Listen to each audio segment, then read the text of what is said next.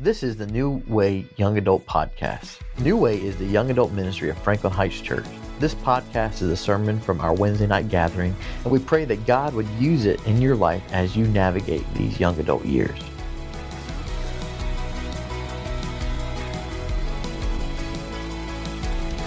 Night of continuing of this wasn't the plan. Tonight, I'll be using a word that sounds kind of weird, but again, I'll explain it to you. And it's called risking faith. So when I say risking faith, I'm not talking about your salvation, or you're not gambling your relationship with God. You're not earning His love based on outcomes. All of that has been settled at the cross.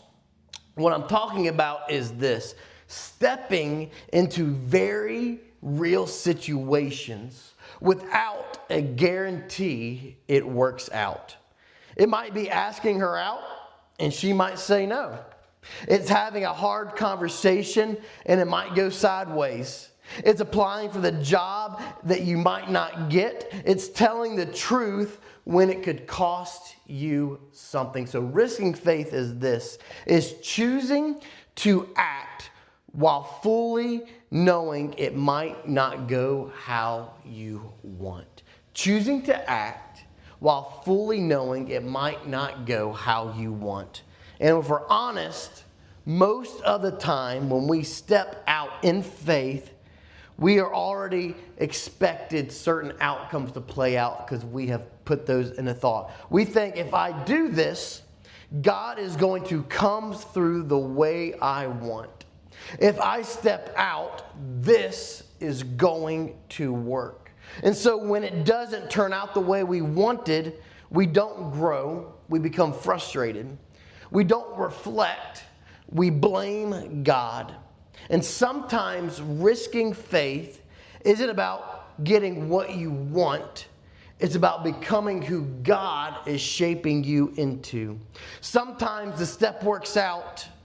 Sometimes the door closes, but both are part of it. You're not risking your faith. You're risking your comfort, your control, and your expectations.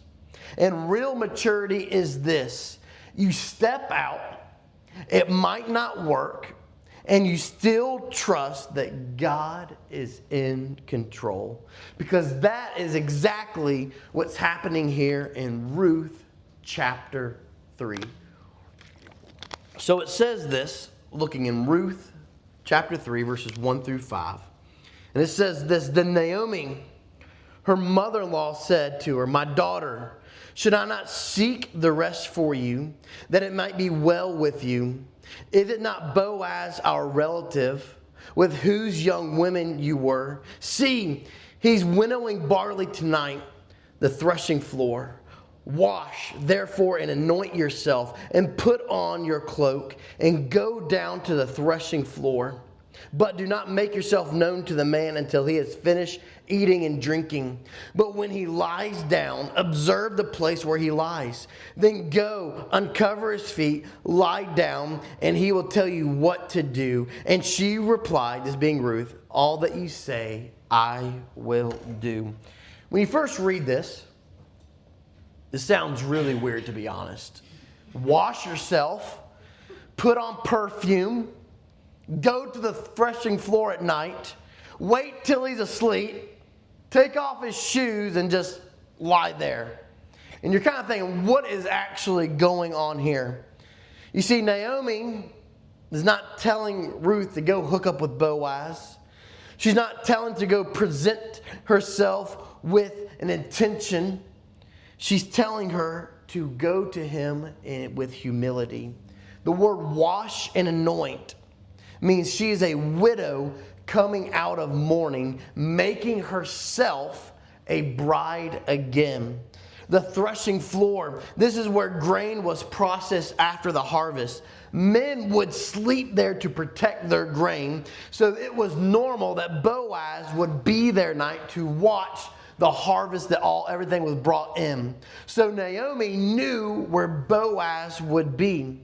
uncovering his feet was a respectful signal. Ruth is placing herself in a position of humility and dependence. And in that culture, a family that had lost everything, land, name, security, God had already built in a system so they wouldn't be stuck.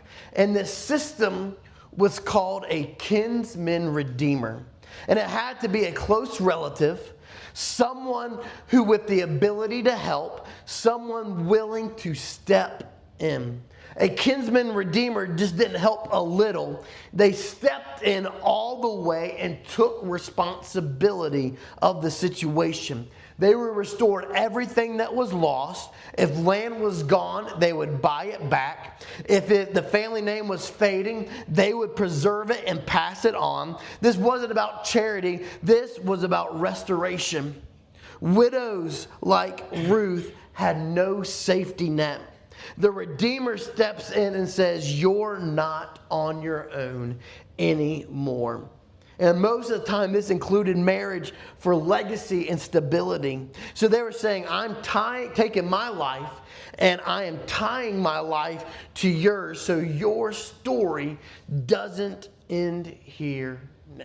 So basically, a kinsman redeemer was someone who stepped into your broken situation, took responsibility to make it whole again. So when Naomi looks at Ruth, she's not saying go flirt with Boaz or go chase a relationship. What she is saying, that man has the power to restore everything that you have lost. He can change the trajectory of your entire life. It's time to step toward that. So Ruth isn't chasing really a relationship. She's stepping toward a future. She's recognizing that this is an opportunity for her life to be restored. And here's the tension. She steps towards Boaz, but he might say no. All of this could fall apart. So Ruth is risking faith, not because she knows it will work out, but because she knows she's stepping towards something. So in verses 6 through 9, she goes and does everything Naomi tells her to do.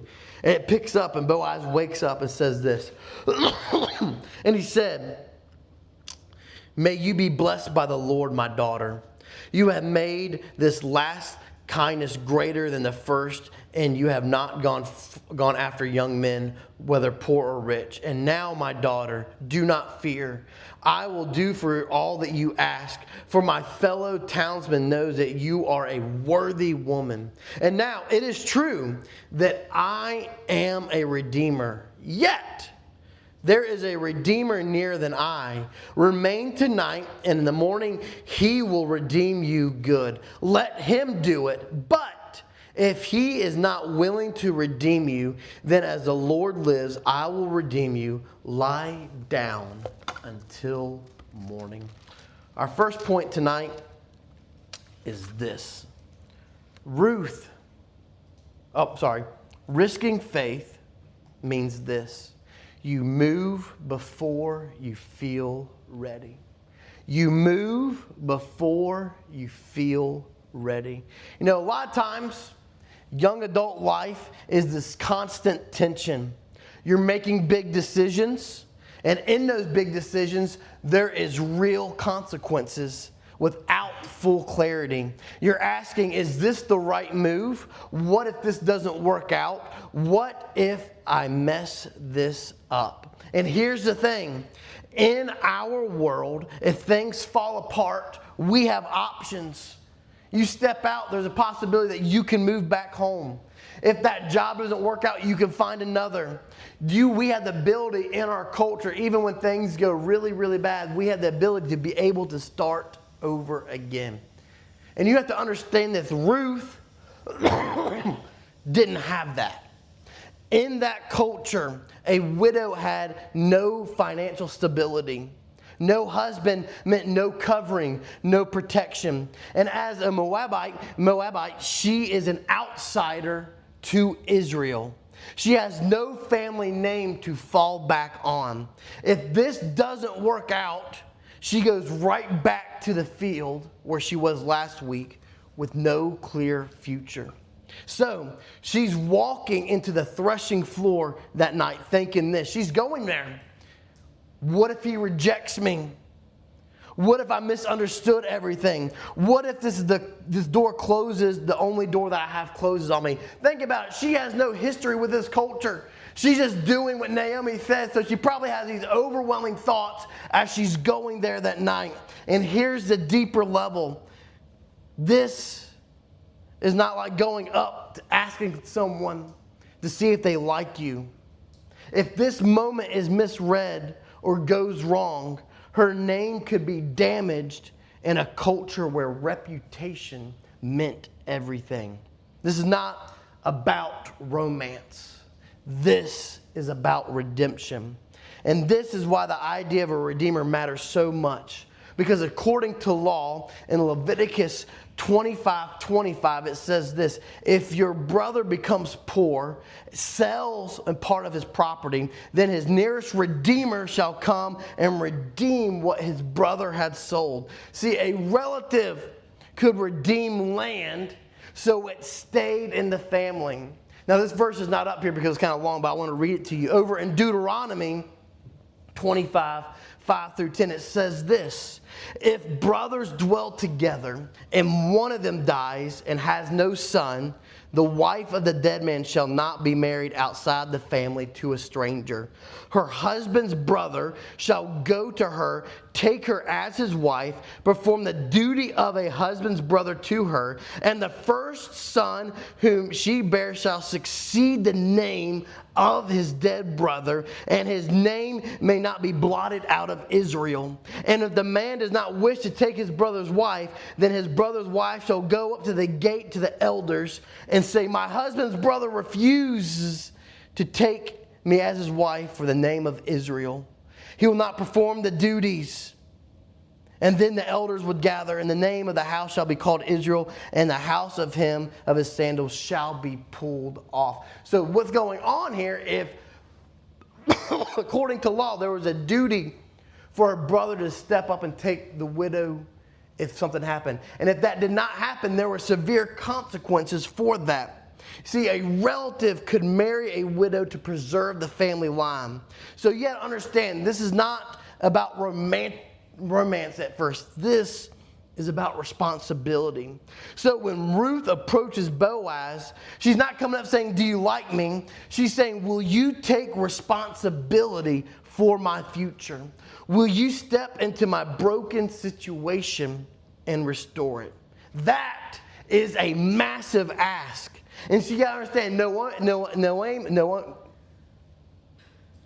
Naomi, there we go. Oh my goodness. Understands all of this.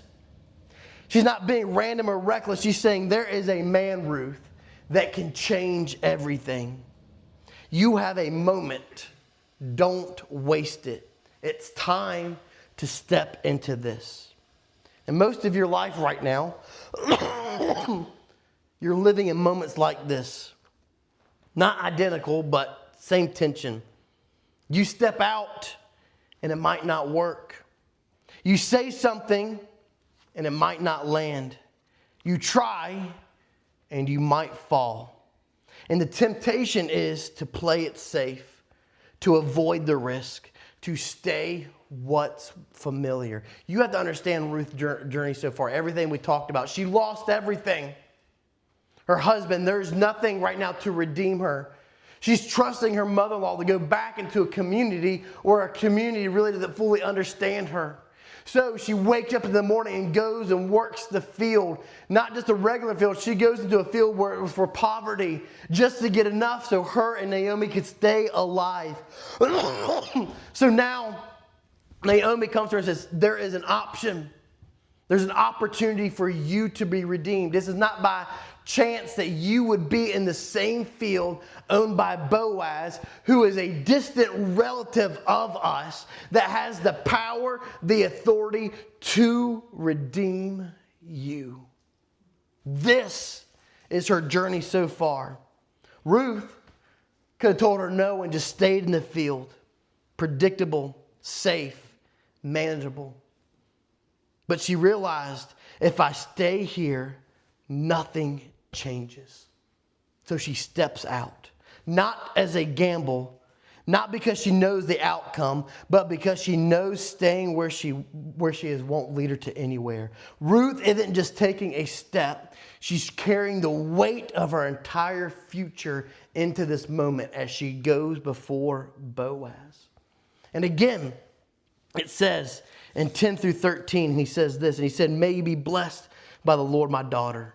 You have made this kindness greater than the first, and that you have gone after no young men, whether poor or rich. And now, my daughter, do not fear.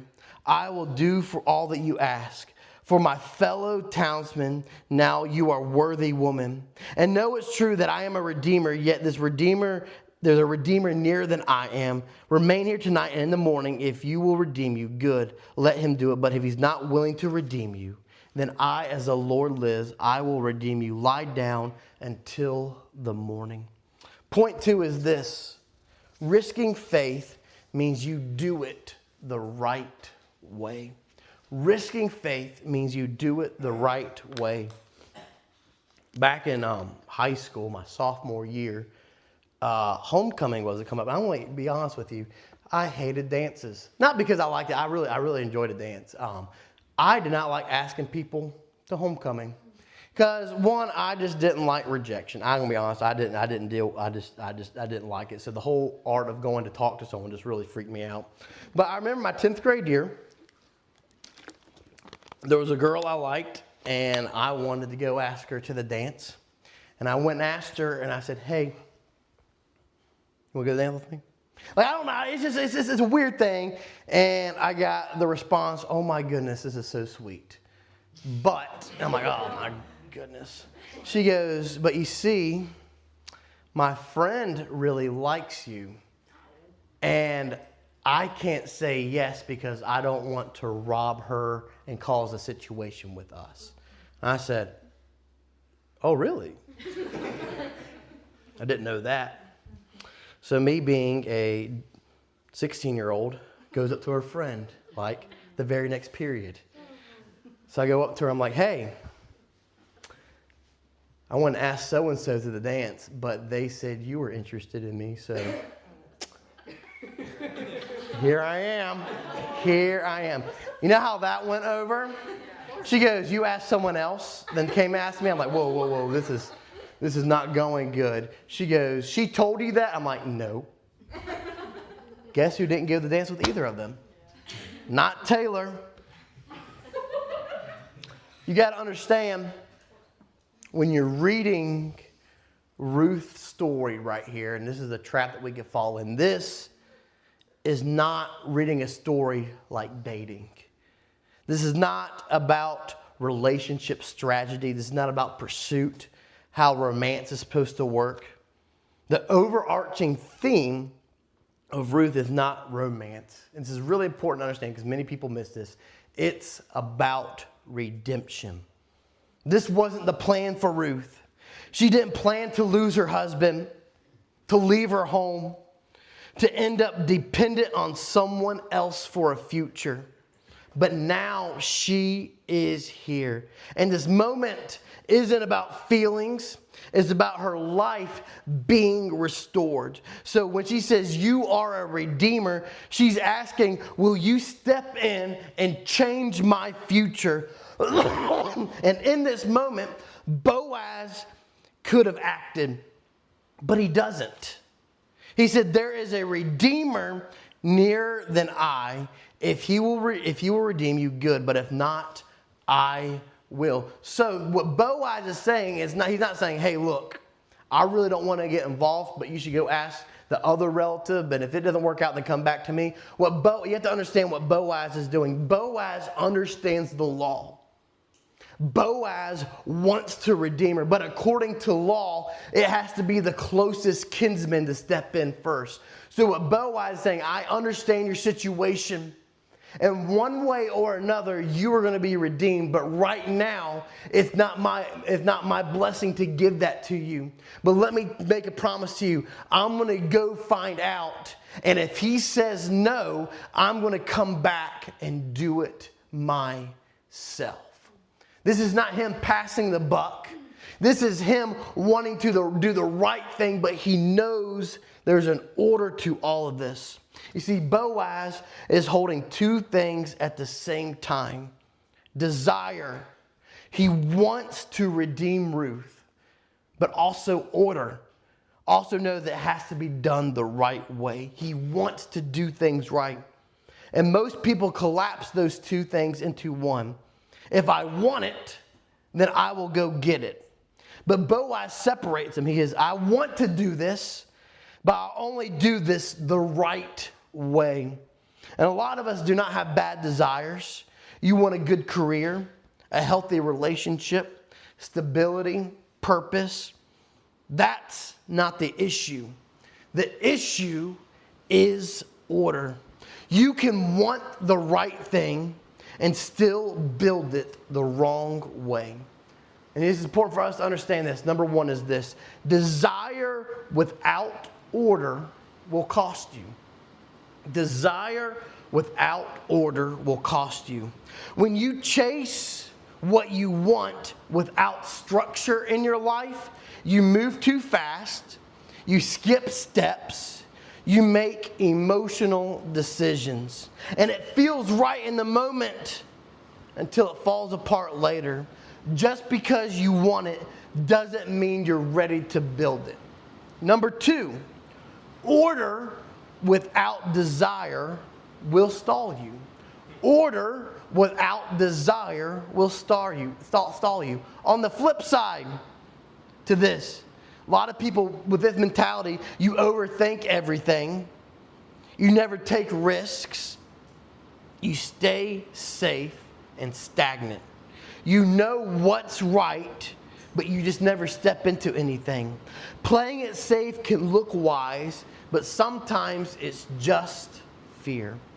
And number three is this is important. Maturity is holding both of these things, order and desire. Boaz shows what it looks like to be intentional, controlled, willing to act, but committed to doing it right. But most of the time, if we're honest, we don't do things right. In our career and our calling, we want the success, but we won't be consistent where no one sees. We want the influence, but won't do the unglamorous work. You want the platform, but skip the process. You know, we want to succeed with our finances. We want financial freedom, but we live with no discipline. We want margin, but we spend like there's no tomorrow. We want security, but we will not build habits. Even in our spiritual life, we want closeness to God, but not consistency in that relationship. We want direction, but avoid time with Him. We want growth, but we resist correction. In relationships, you want something real, but avoid the hard conversations. You want connection, but build it on emotion and not foundation. You want intimacy, but lack setting boundaries in the relationship. Just because you want something real doesn't mean you're building it the right way. And Boaz shows this. Desire doesn't give you permission to skip steps. Opportunity doesn't remove responsibility. Feelings don't define what's right. He could have taken a shortcut, but he chooses to have structure, and it's so important for you to understand this. You can't choose to live the way you want and be recklessly and expect everything to fall in place to work out.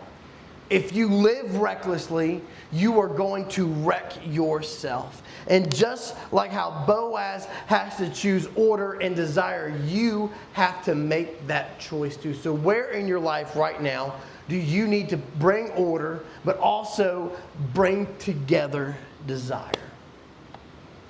So Ruth does everything that Boaz says. He gives her a bunch of grain to take back. And she goes up to Naomi, and Naomi says this to her. She replies, "Wait, my daughter," in verse 18, "until you learn how the matter turns out. For the man will not rest, but will settle this matter today." Point 3 is this. Risking faith means you stop forcing what you can't control. You stop forcing what you can't control. Look at Ruth's story up to this point. Every chapter has required her to step forward. She steps away from her home, everything familiar in the first chapter. She steps into the fields to work with no guarantee in chapter 2. And in chapter 3, she steps onto the threshing floor and risks everything. Her whole story has been about moving forward until you get to Ruth 3:18 and everything changes.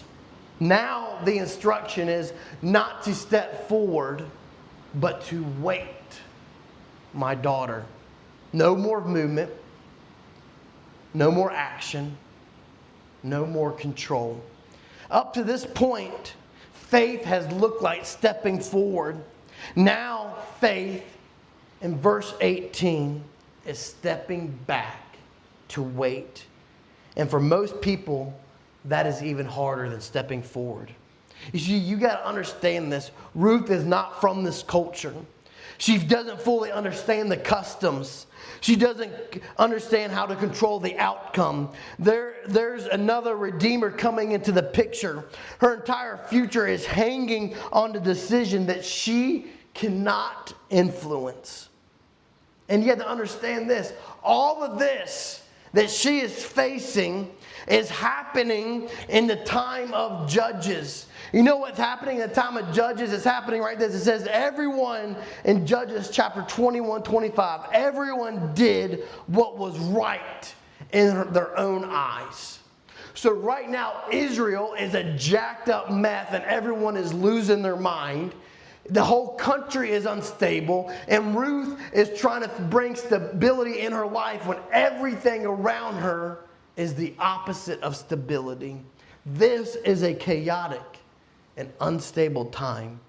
Nothing about this is predictable. But Ruth is not letting her lack of knowledge nor the chaos of the outside world dictate her faith, even when it requires to take a step back. Now, when she's so close, she has to wait. And that's the part that not a lot of people talk about. We celebrate the step, but we don't talk about the silence after. Because the real test of faith isn't always tackling the risk. It's what you do when the outcome is outside of your hands. Ruth has done everything she can do. Now, she has to live in the space where she cannot do anything else. And if we're honest, most of us struggle living in spaces like that. We're okay with moving. We're just not okay with waiting. You can send the text. You can have the conversation. You can apply for the job. You can take the next step. But then comes the moment that you hate. The waiting. No response. No clarity, no control. Because stepping back feels like losing control, being forgotten, watching things slip away. So what do we do when those things happen? We begin to force it. We send another message. We over-explain. We manipulate the situation. We try to secure the outcome ourselves. And understand this quote right here. Most of us don't ruin things because we didn't act. We ruin them because we wouldn't stop acting. Think about that. Most of us don't ruin things because we didn't act. We ruin them because we wouldn't stop acting and just simply wait. Ruth does everything she can do. Then she has to stop. She doesn't chase after Boaz, trying to explain her case one more time. She doesn't insert herself with the process trying to go with him to explain her story to this other redeemer. She doesn't try to control the outcome. She just trusts it. As importantly, to you understand this tonight, you have to do your part fully. Take that step. Do the work. Have that hard conversation. Be honest. But don't hide behind waiting when it's time to move. When it's time to move, you have to do it. And when that happens, then stop trying to control the outcome. You can't control how people respond. You can't control timing. You can't control doors opening or closing. Trying to control it will only damage it. You have to trust in God in the middle of the gap. The gap between action and outcome is where your faith gets tested. And in that moment, when you don't know how things are going to play out, when you're in the unknown, anxiety shows up, doubt creeps in, control feels tempting because you just want to grab the reins. But that's also where growth happens. Faith isn't just proven by how you step forward. It's proven by how you will stand when everything is against you. How do you stand still in the middle of waiting? Risking faith means you stop forcing what you can't control. Ruth steps back and just lets it play out. Some of you don't need to do more. You need to stop forcing what God hasn't asked you to control and let Him control it. This wasn't the plan. Ruth didn't plan for loss, didn't plan for uncertainty, didn't plan to be standing in a moment where her future was out of her hands. And neither did you. Some of you are in a place right now you didn't plan. A relationship didn't work out. A door didn't open. A situation didn't go how you thought it would go. And now you're left asking, what am I supposed to do with this? Ruth shows us that risking faith isn't just stepping forward. It's trusting God. It's trusting God when you can't control what happens next. She moved when it was time to move. She stepped back when it was time to wait. And in both, God was working. Even when she couldn't see it. But here's what you cannot miss. Ruth was looking for a redeemer. And Boaz was a picture, but he wasn't the final answer. Because every one of us is right now is in the same position as Ruth. Broken in ways we can't fix. Carrying things we can't undo. Needing to restore what we can't earn. And we just don't need advice. We don't need a better plan. We need a redeemer. And that's exactly what Jesus stepped into. He took responsibility. On the cross, Jesus did what a true redeemer does. He stepped into your loss and made a way for your life to be restored. You're not saved because your plan worked out. You're saved because Jesus stepped in when it didn't work. Some of you are frustrated because life didn't go the way you planned it. But what if God is not absent in that? What if He's working through all of that?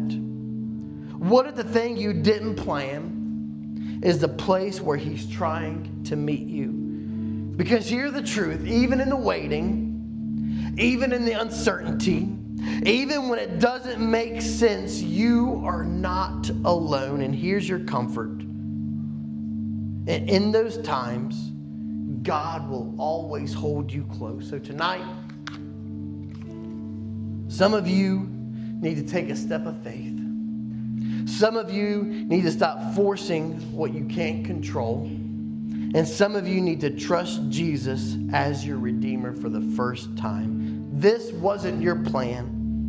but you're not alone in it. And the same God who's working in Ruth's story is the same God that is working in